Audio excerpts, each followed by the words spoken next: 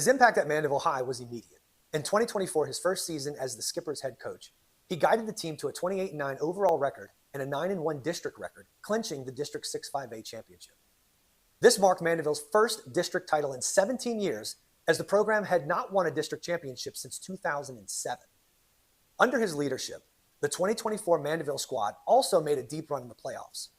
The Skippers advanced to the LHSAA Class 5A non-select Division I quarterfinals, their first quarterfinal appearance since 2008. In the regional round, Mandeville, the number 8 seed, swept Neville High to reach the Elite 8. The season ultimately ended in the quarterfinal series against top-ranked Barbe High School. Mandeville pushed the defending state champions to a third game, even winning Game 2 by a score of 3-2, before falling in Game 3 of the series. Nevertheless, the 2024 season was a major success as he led Mandeville to its first district crown and deepest playoff run in well over a decade, in addition to being awarded the 2024 District 6-5A Coach of the Year. In his second season, 2025, the Skippers faced higher expectations and a tougher district race. Mandeville finished with a 21-18 overall record and went 6-4 in district play, which was good for a third in the district standings. For the second consecutive year, the team earned a berth in the Class 5A playoffs, but did not advance as far as the prior year. In the first round regional playoff series, number 17 seed Mandeville was matched up against the number 2 seed Denham Springs High. The Skippers were competitive, but ultimately lost the best of 3 series in 2 games. Despite the earlier exit in 2025, his first 2 years at Mandeville have been marked by progress. He immediately delivered a long-awaited district championship and quarterfinal berth for the program, and he has kept the team in the postseason mix.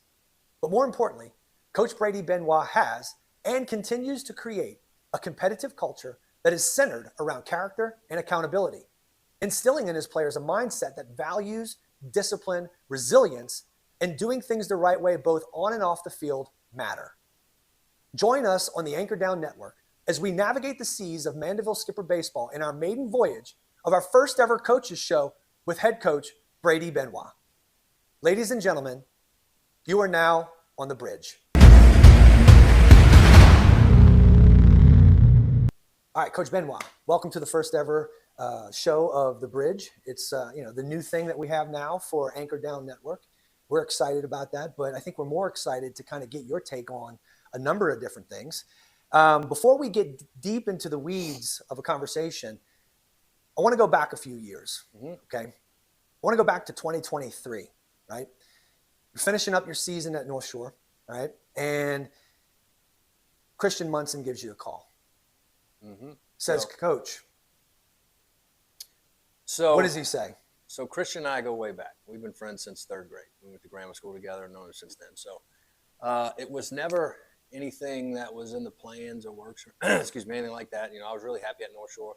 Loved working for Danny Davis and Bill Gallagher and the team over there and just the community, and everything was great. Christian reached out after the fact, with Coach Nolan being dismissed or leaving or however that went down, and just said, hey, I'm putting out feelers. Would you be interested? And I'm always willing to listen. Not so much anymore, I don't think. But, the kicker for me is I live here. One of my kids is here now, and I knew they would both be going here. And, it was never anything that I didn't like about North Shore. It was just the opportunity here with, again, being around my family. My parents live around the corner from here. So it was just kind of it was tough, but also a no-brainer at the same time. Yeah. So now you finally have, I say finally, but you have an opportunity to kind of get your cake and eat it too. Right? You get a chance to coach high school baseball in your own community because you live over in this area. How does that feel when you almost kind of feel like, okay, I got the best of both worlds now? I'm able to coach, I'm close to home, reduce the travel time.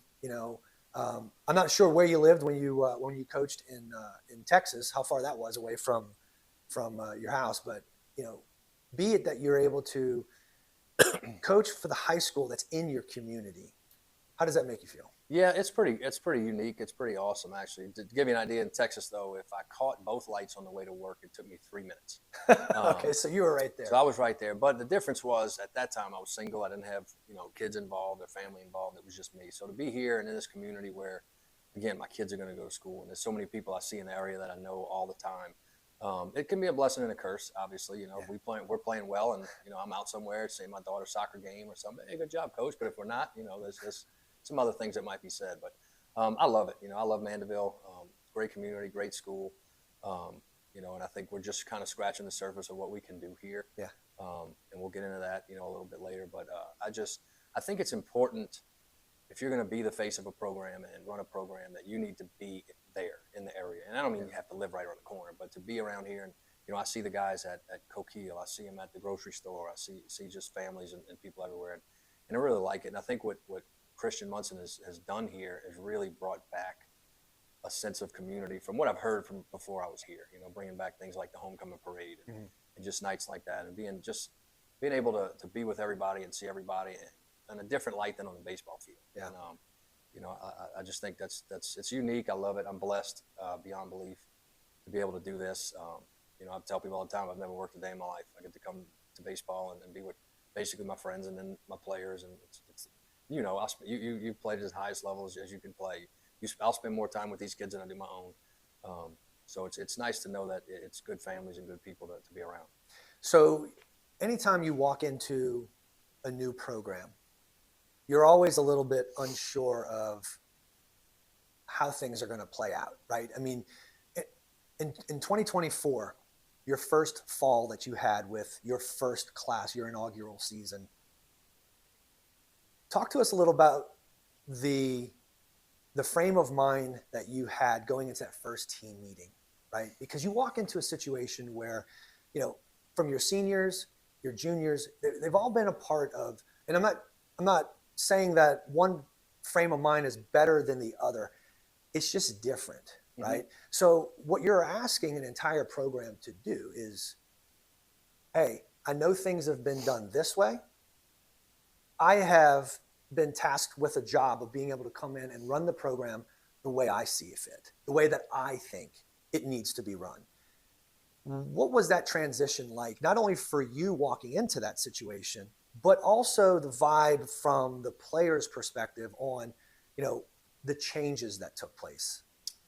So it was not difficult, but I knew it would be a little different in that it was a senior heavy group that I had competed against for the 2 previous years. And I had a great deal of respect for the kids, a great deal of respect for Coach Nolan and Coach Peterson and the entire staff. And it wasn't so much coming in and, hey, we're going to change this, we're going to change that. I don't like to use those words. It's more of, hey, this is how we're going to do things. This is why we're going to do it. I don't ever tell these kids, hey, we're going to do this just because. You know, I've been doing this my 25th or 26th year now. And a lot of things I've tried have not worked, you know, falling flat on my face, but a lot of it has. And, you know, you grow as a coach and a person and take things from different guys that you really like. And that was kind of it. And I think the first day, you know, one of the things I told them was, you know, I'm really big on, this has to be fun. You know, the most fun I ever had in my life playing baseball, and I was fortunate to play in college and coach and all that, but was my senior year of high school. And I really wanted those guys. And that was what I told them in the first meeting.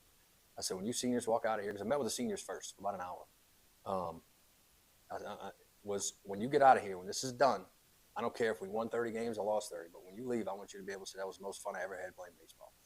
And I think that group was able to do that. You know, I told them flat out how I am. I'm honest to a fault. You know, I'm going to say things I probably shouldn't, but I'm not here. Again, I told them I'm not here to tell you what you want to hear. Tell you what I think you need to hear and what's going to make you a better player and us a better program. And the bottom line really is make us all. It's more about what kind of people we're putting out of here than players. But that was a unique group in that, again, a lot of talent, a lot of guys that had played a lot. I mean, I had guys that started 1 or 2 years prior to that and didn't have a regular role, but they bought into their roles, and that's huge on any team. You know, you're going to have your guys who are stars or, you know, your better players, but it's those guys that can understand their role and be all-stars in it, whatever it is. And my hat's off to that senior group because they did that. They kind of said, hey, I'll check my ego at the door if it means, you know, we're going to win and do different things. And they did. And they were very professional about what they did, how they went about their business. I'm very meticulous with practice routines and times and things like that. And they, you know, I have to give them all the credit. You know, they bought in, they did the work. I didn't throw a pitch or, you know, swing a bat once. They did everything. And it was really a testament to them. And I don't want to say buying in, but just, hey, let's believe in each other, have a little fresh start, and go play some baseball. That's what they did. And I'm glad you brought up, the idea of senior year being the most memorable for you and something that you'll never forget. And trust me, we're going to come back to 1995 here shortly. But I want to ask you, as a segue into that sentiment, how do you feel like that initial class, the success that we just talked about here earlier, about how deep they went into the playoffs, the buy-in to a new philosophy, how do you feel like the successes of that group helped set the tone for the years to come? I mean, last year, 2025, you lost a lot in 2024 with all those seniors, mm-hmm. right? Kind of a heavy lift for the following year. Didn't go as deep in the playoffs, but made the playoffs, right? Pretty respectful winning season overall collectively. But in the same sense, how did that 2024 class set the tone for what expectations are here when you put on a Mandeville Skippers uniform? So I think what they were able to do is kind of kick the door into, hey, we can do this. Mm-hmm. Not we hope to do it, we want to do it. We can do it. Every team we play is going to be talented. Neville was talented. Denham Springs last year was talented. Covington is talented. But I think what's part of what needs to set us apart is the belief and the expectation of that's where we're supposed to be. Yeah. I was in awe that we hadn't won a district championship at Mandeville since I think it was 2008. 2007. 17 years. Yeah. And it blew me away. Mm-hmm. I'm like, really? Because, and I played against guys here. I knew the guys here, coached against them. And for that to be the case really shocked me. And then, we go and we pushed Barbie, and that's 2 years ago. And I don't like resting on, look, that I tip my hat to those kids. They did it. And that's, I guess, the beauty and curse of high school. It's a new group every year. And we had a younger group last year. We dealt with some injuries and things, but stuff's going to happen, But I think what needs to be the expectation is getting to Sulphur. Not we hope to get there. We want to get there every 4 or 5 years. I have no interest in that. Anybody can be good every now and then. And that's why one of the words I use a lot when I discuss us is program. I don't really say team, because to me, it's anybody can have a good team every now and then. But a program, to me, top to bottom, our expectations are the same. Our freshman team practices the same and dresses the same as our varsity. They do the same things. Everybody's, rowing the same boat. And I really want these kids to understand that that's the expectation. The flip side of that, with having that much success early, is some of the guys, that's just going to happen, because we were there then, so we're just going to get there. Well, you know how hard that is mm-hmm. to do that. And you can be the best team in the state, and you run into a couple of arms, you get a couple of bad bounces, and you're out. Yeah. So it's more of what we do day in and day out. And we have our telescope goals that we're looking down the road at, but I'm more concerned with the microscope. What are we doing today that's going to get us better for tomorrow, that's going to get us better for the next day? And we do those things, and that's the expectation I want these guys to kind of understand, is it doesn't just happen. It's extremely difficult to do what those guys do. We're going toe-to-toe with the best in the state. But what I want them to understand is, hey, we can be one of the best in the state. Mm-hmm. We should be. And that's how we need to look at things. When we come back, we're going to take a quick commercial break here. But I want to ask you about your coaching experience, and even more so, having coached under some pretty good names, especially in this area. And I'm going to throw out Joe Sherman, because Coach Sherman, he's a legend in this area. But you've also had a chance to be assistant coach over at UNO as well, too. And you coached over at Delgado under Joe Sherman. We're going to talk a little bit about how those have impacted you and shaped your ability to manage a program as well, too. So we're going to take a quick commercial break. We'll be back here in a second after we pay some bills. Hope to see you guys here shortly. The MedSpa North Shore Plastic Surgery is the leading provider for skincare treatment. Our quick, affordable treatments will make you feel rejuvenated without downtime or surgery. A new you is just one call away. Visit the MedSpa North Shore Plastic Surgery today. All right, welcome back to The Bridge. I'm your host, Jeff Winchester. We're sitting here with Coach Brady Benoit. And Coach, we've talked about how stepping into your role as head coach here at Mandeville and the transition of, taking a program with one philosophy and kind of steering them into another philosophy. My question to you would be, is with your coaching background, okay, started off your assistant coaching career over at UNO. You were a player, you were a assistant coach over there. had the opportunity to coach under Joe Sherman, also coached under Dave Beaudry. I know as a player, my background as a player and how I handle coaching is a representative of all the pieces of each coach that I've ever had coming out into kind of a collective philosophy on how I approach the game, right? As a manager of a program, if you could kind of say, okay, I learned a little bit of this from this guy, learned a little bit from this guy, learned a little bit from this guy, how has coaching under these guys made an impact in how you steer a ship, no pun intended?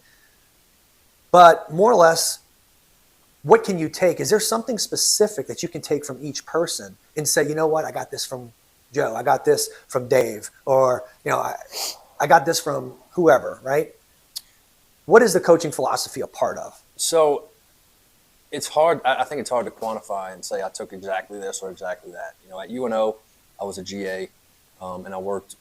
Randy Bush was his first year as a head coach, but I worked with Kenny Benoit and Wally Whitehurst and Trey Gilliatt, who I'm good friends with all those guys to this day.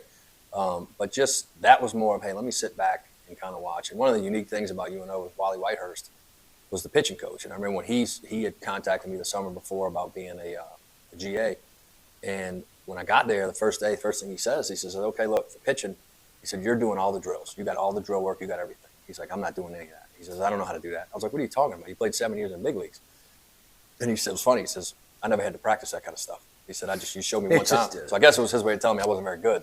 But it was, so he just kind of threw me in. It was unique too, because I'm coaching guys that I just played with. So I kind of learned a lot, just thrown to it with that way. But with him, what I really learned and paid attention to was pitch calling, because he would sit there and say, hey, I'm throwing this. I'm like, well, why? What are you talking about? And he'd say, watch his hands. He does this, he does that. And you're like, what?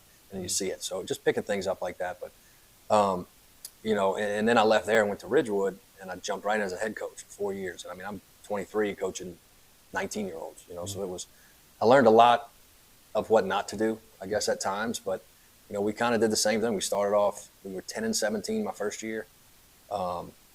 We started 6 freshmen, and then my third year we were, I think, 30-9 and lost in the state championship. And but just you learn how to just build and kind of start to work day to day to get to the big picture.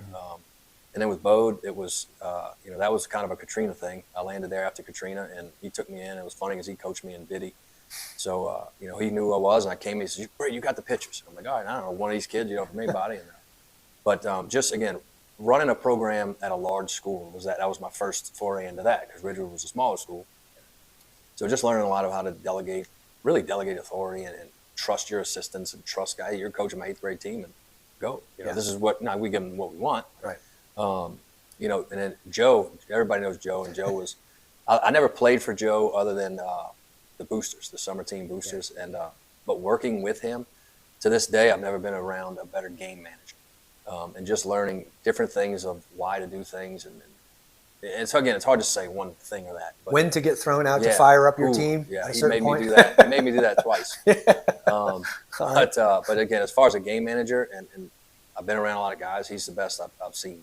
Yeah. And it shows. He wins, 1,200 games. Then went up to Texas and had my own program. But it's not just the head coaches that you learn from.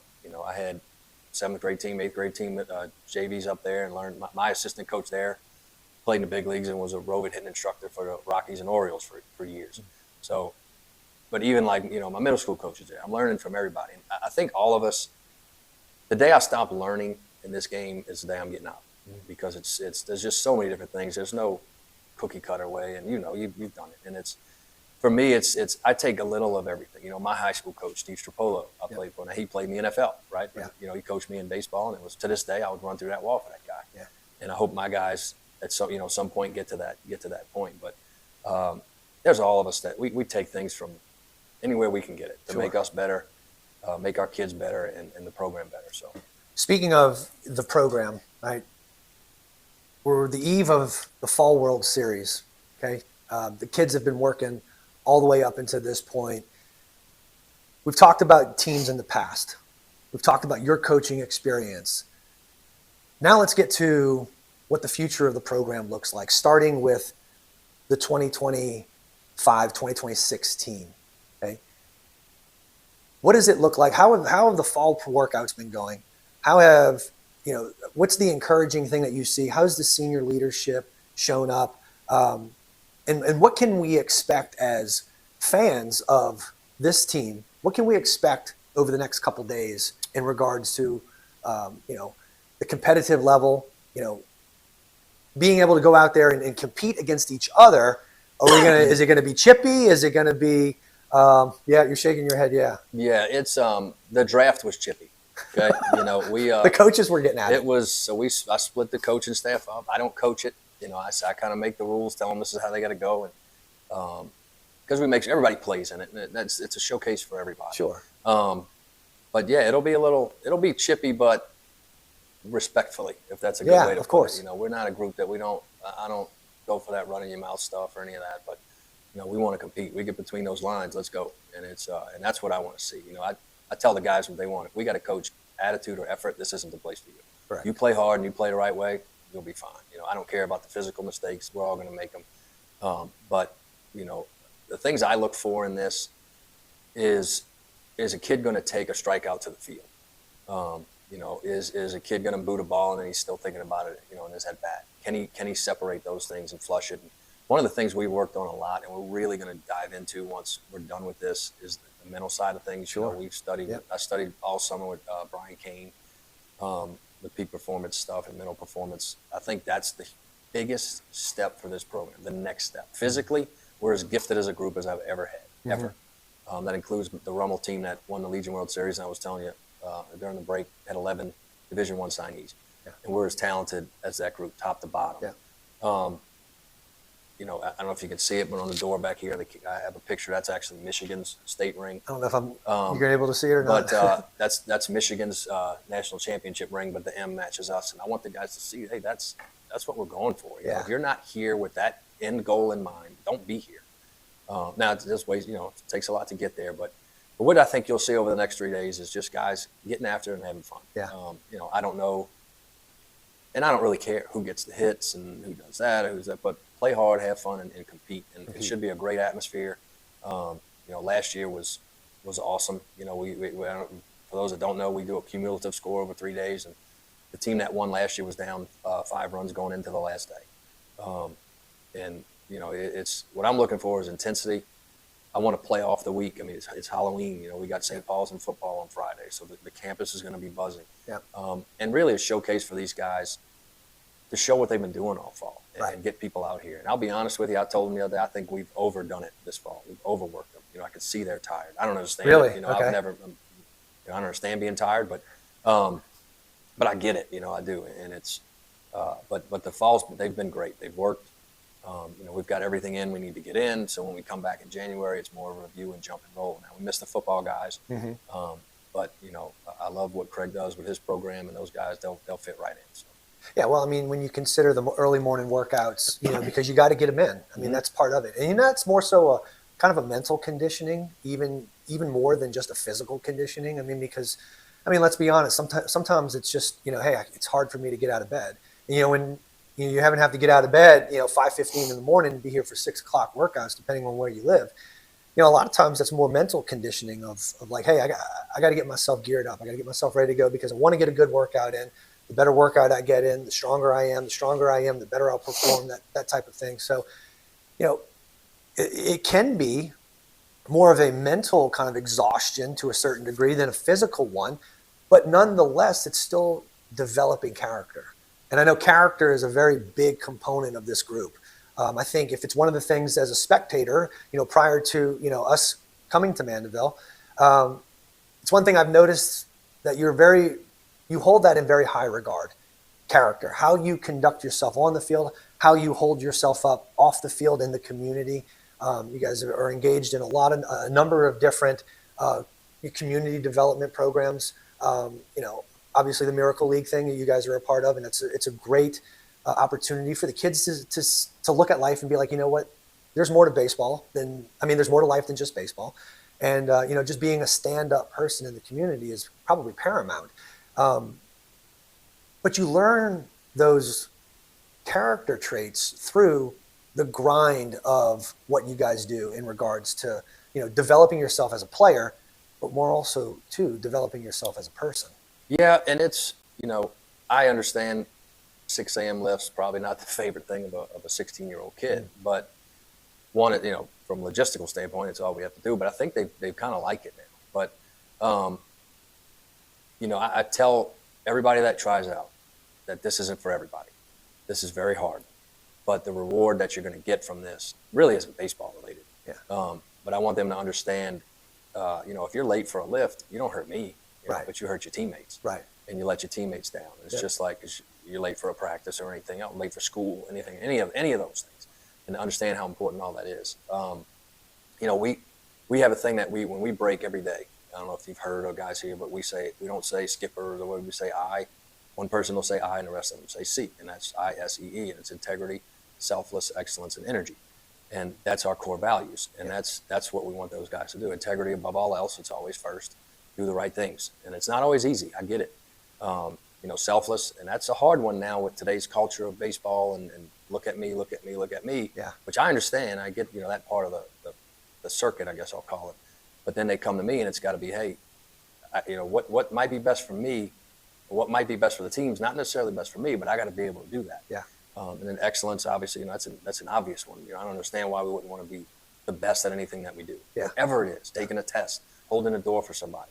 And then energy, and I tell the guys always, Coach, I tell everybody this every day in PE. It's funny. I say, hey, happy Tuesday, best day of the week. Like, you said that yesterday. I'm like, yeah, it is. It ends in a Y. It's the best day of the week. Very nice. But having energy that can't be helped but be contagious. And we're going to fall short of those things all the time. But that's part of the growth process, right? And you is, need the failure in order to learn from it, right? I mean, that's why baseball is one of the greatest games out there. It's the greatest life lesson sport that exists because of all the failure that you have to deal with. Mm-hmm. And if you can't handle failure, you can't play the sport. No.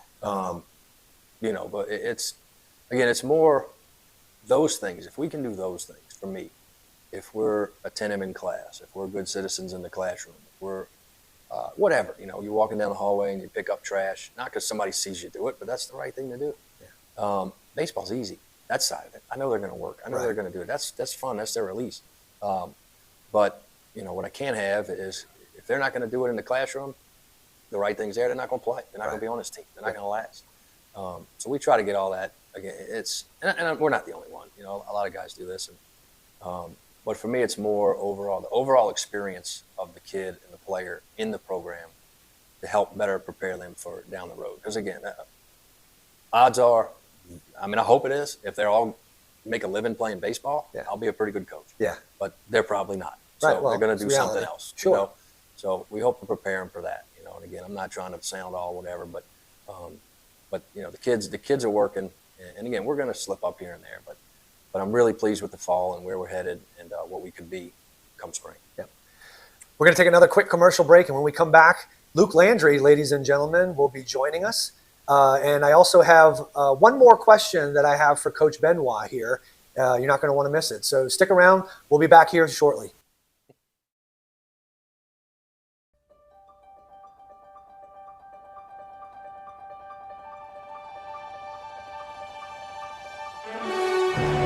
Introducing Anchor Down Network, the official broadcast home of Mandeville Skipper Baseball. This season, we're proud to launch the Anchor Down Network, a brand new video platform dedicated to bringing every pitch, every play, every moment of Mandeville High School baseball straight to our fans. With live game streaming, professional-style broadcasts, and on-demand replays, Anchor Down Network ensures that no one has to miss the action, whether you're across town, traveling for work, or cheering from out of state.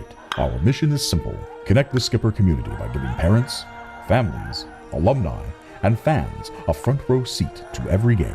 Highlight our players with high-quality broadcasts that showcase their hard work, talent, and teamwork. And build lasting traditions by creating a digital home for Mandeville baseball that future generations can look back on with pride. This isn't just about broadcasting baseball. It's about building Skipper pride and taking our program to the next level. Anchor Down. Tune in. Never miss a game.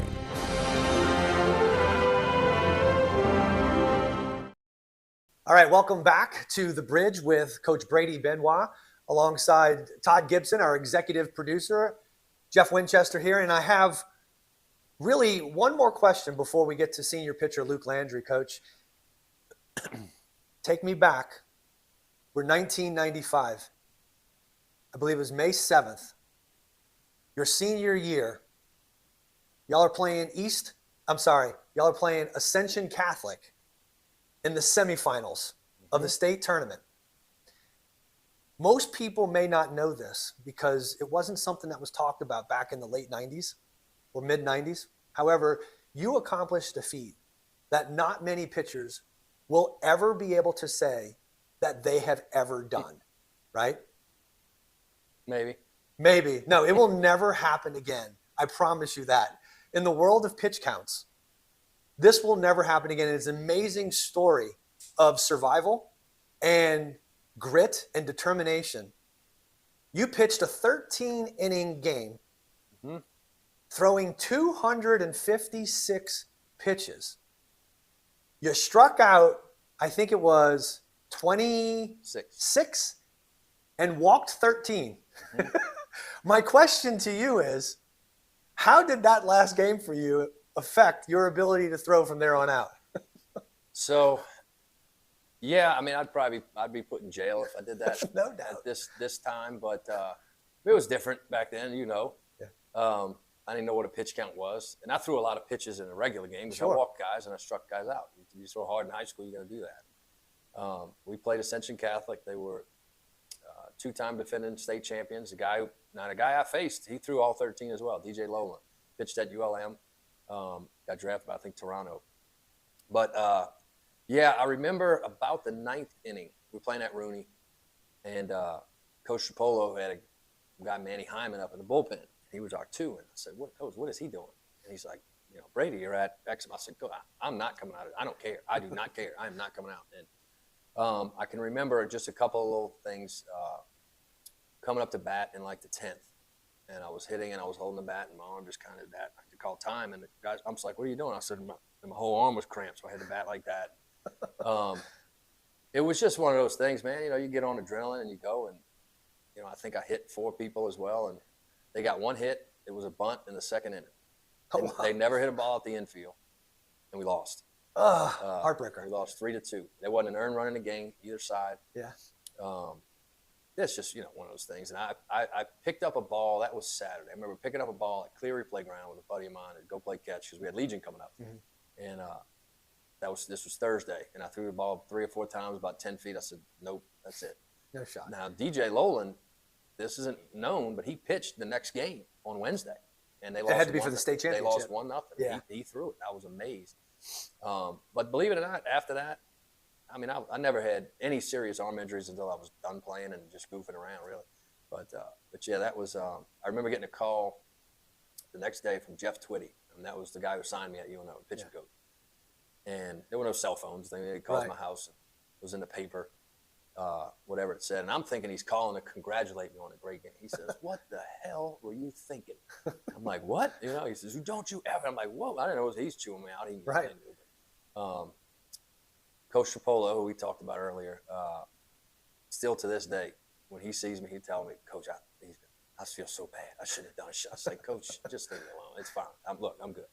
But yeah, it was. Well, definitely one of those. That was a day. One of those games that obviously, you'll never remember. You'll never forget. And the fact that pitch counts are so talked about this day and age, and everything's protected from the pitch smart regulations and such, but even just the ones that not necessarily protected by regulations as far as league is concerned, at least we are very well aware of nowadays, the concern that we have with overuse and pitching and this, that, and the other. I mean, at that day and age, it was just, you go through it. You just go through it. And you're a competitor. You're not coming off the mound. I wasn't coming out. And I didn't play, I played baseball in the spring and summer. I didn't play all year. And but again, I threw a lot. Yeah. I long tossed a lot. And it was not that I was in shape for that, but I'd do it again if I needed to, if I could. So. But you'd never let one of your players go through that. No, I kind of err on the flip side of that. Right. Rarely do I have a guy go over 100. Yeah, it's just I don't see the need. Yeah. Well, you also got to keep safety in mind. That's as it. well, too. With the information that we know nowadays from the medical side of things. Yeah. What's good for the kid in the long run. So. Yeah, exactly. Well, Coach, we're going to have Luke Landry, senior pitcher, come in here in just a second.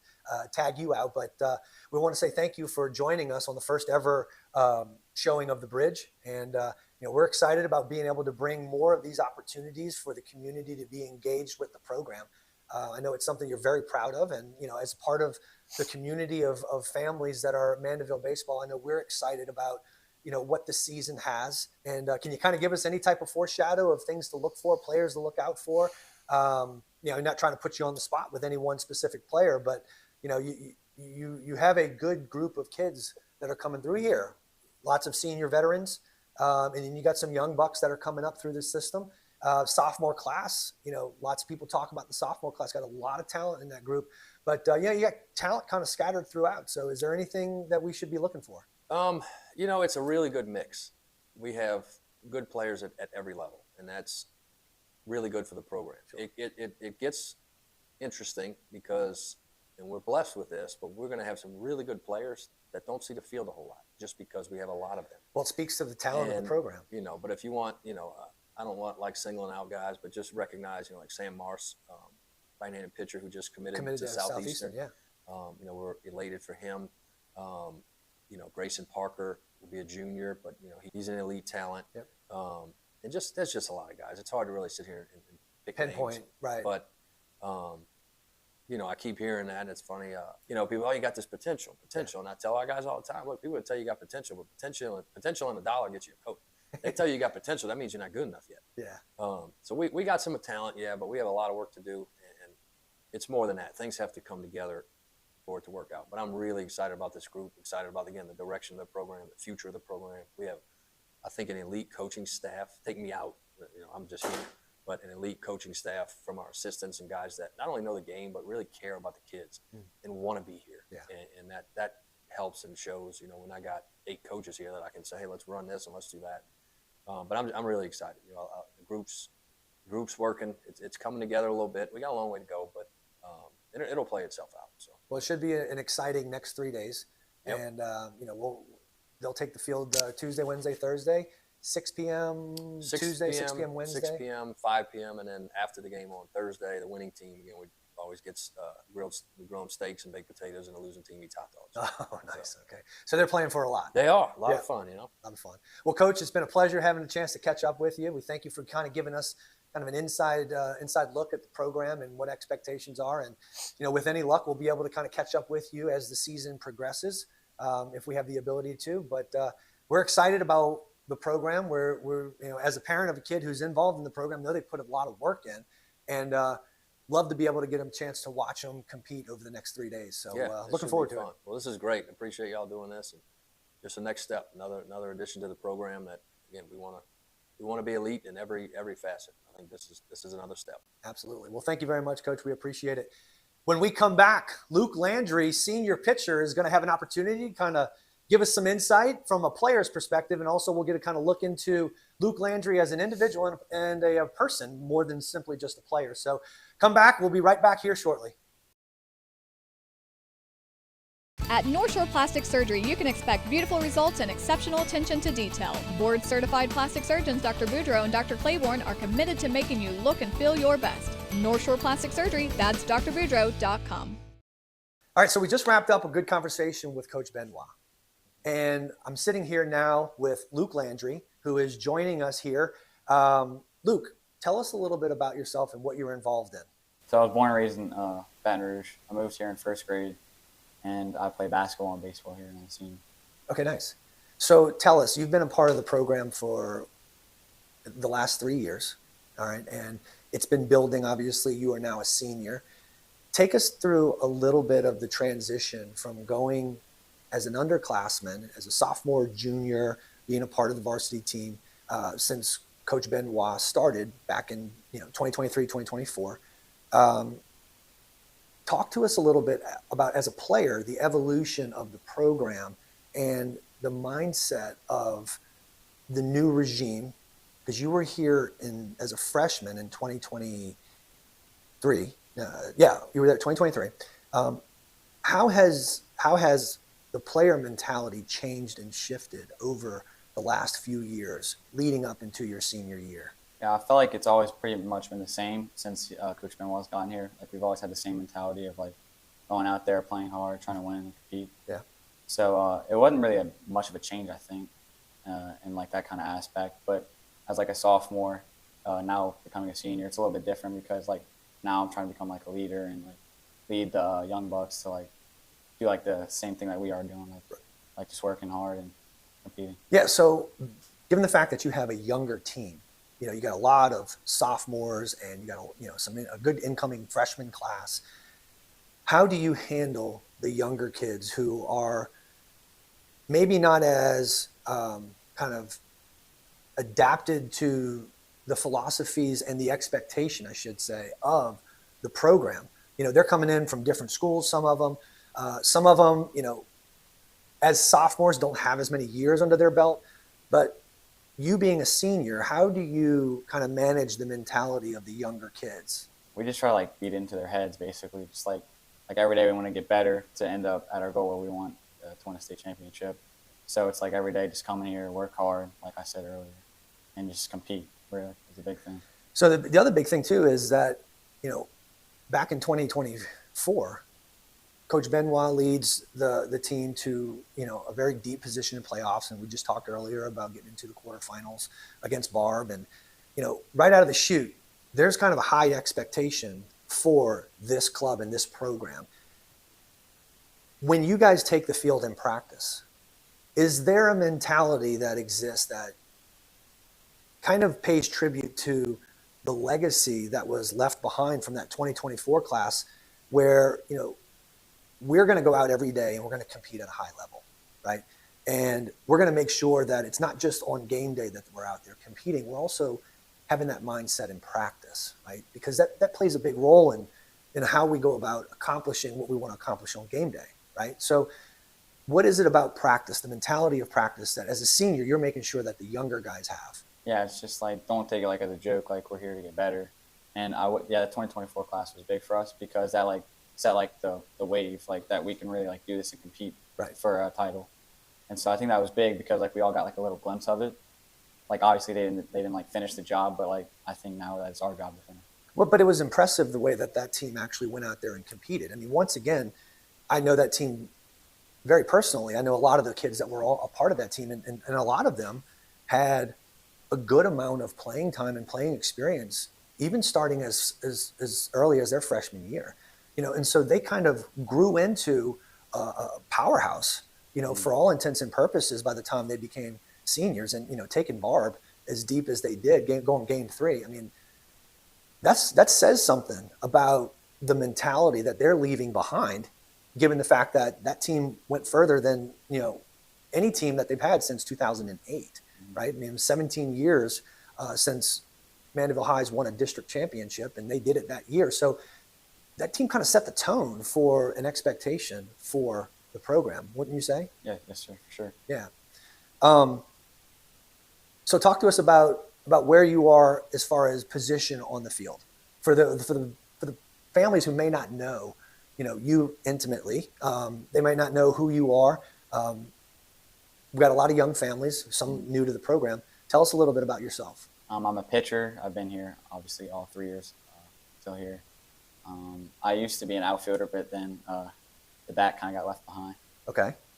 Not all too uncommon for guys who are really good pitchers, you know. So, you know, you've embraced the role of being a pitcher, right? And, you know, in all honesty, I kind of envy that a little bit because, you know, you have the ability to kind of hone in and focus on your craft, right? You get out to the mound, you know exactly what you're trying to do. You know, you're kind of in control of the moment for the most part. And, you know, knowing what your role is and being able to embrace that fully as a pitcher, you know, there's got to be a little bit of comfort knowing like, okay, I know how to hone in on my position. How is that? How do I approach that from a daily basis, knowing, okay, this is what I need to specialize in, this is what I need to work on? Yeah, for sure. I think it's a lot easier since I just focus on one thing, and that's all I do really. Yeah. Just, like, go to the bullpen, throw, stretch, and then do whatever I need to do. Yeah, exactly. All right. Next question for the people who may not know. What's your number? Number 2. Number 2. Okay. All right. Good deal. Another question I had is aspirations for next level, right? I mean, do you have some place already mapped out? I mean, is it still kind of up in the air? Where are we heading next year? I would say it's still up in the air for sure. If like I don't know if I want to play college baseball yet. I would like to, but if not, I'll probably just go to like a Southeastern or another school. Okay, all right. Two pretty good schools. I mean, obviously, their baseball programs. Obviously, LSU speaks for itself. Southeastern, very good program. I mean, look at the success that they've had, over the last several years, putting together really good teams. So, but yeah, I mean, staying local, nothing wrong with that. Feeling like you can kind of be close to home. Does maybe going away kind of not turn you on?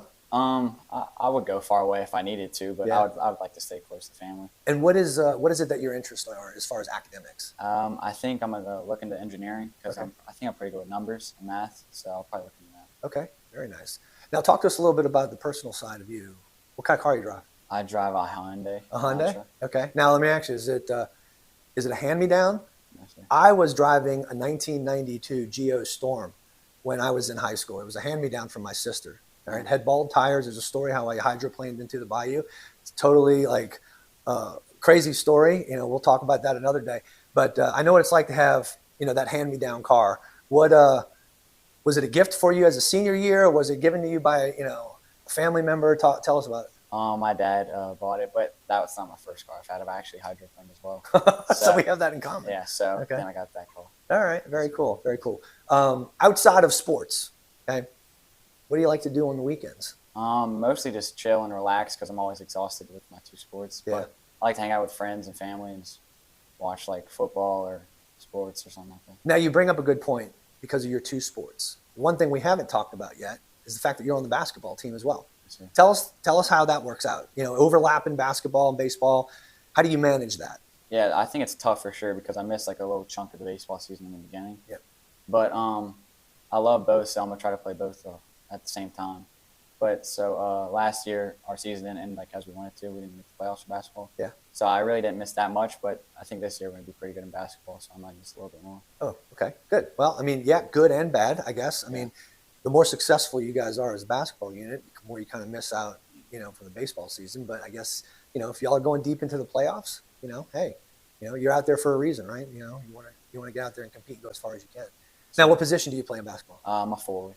Okay, nice. You're a banger. You get down at the box and all right.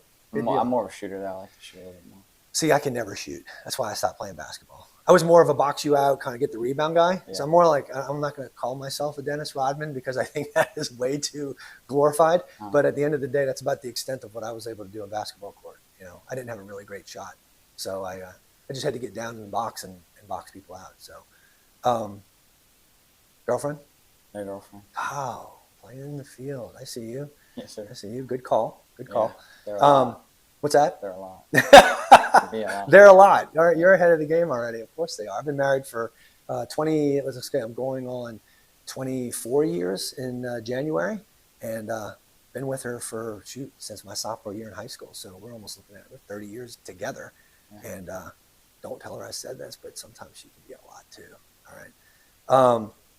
But yeah, no. So listen, looking forward to the season. We play the Fall World Series starting tomorrow night. Do you have an idea of the schedule yet? Do you know when you're going to wind up pitching? I don't know yet because of basketball, but I'm excited. I'm looking forward to the opportunity to compete against my teammates for sure. Okay, final question I have for you. Who wins, Coach Lewis or Coach Perilou? Coach Perilou. Coach Perilou. Okay, all right, let's go. You got money down on Perilou? Yeah. Awesome.